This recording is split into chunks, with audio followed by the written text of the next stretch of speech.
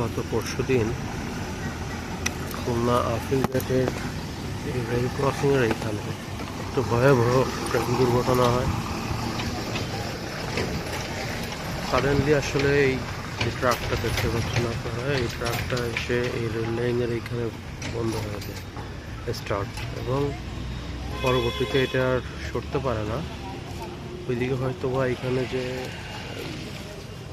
রেলের যে কর্তৃপক্ষ বা কর্মচারী আছে সেও হয়তো বা নোটিস করতে পারে না, ওয়াকি টকি বা এর মাধ্যমে হয়তো বা কোনো সংযোগ স্থাপন করতে পারেনি, যার কারণে এখানে ভয়াবহ এক দুর্ঘটনা হয়।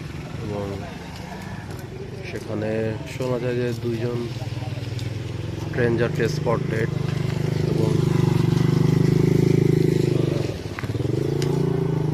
এখানে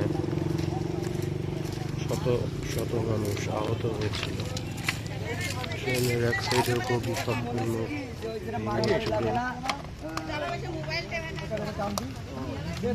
খুব বাজে অবস্থা।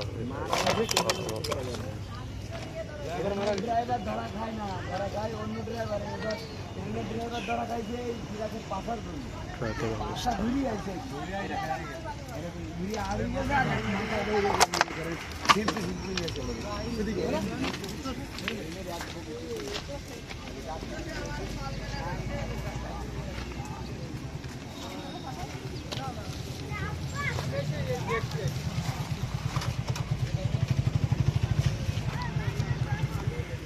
এই হচ্ছে সেই সড়ক। এই সড়ক দিয়ে সোজা আপনার খুলনা 0 পয়েন্ট পর্যন্ত টানা সড়ক, সোজা চলে যাওয়া যায়।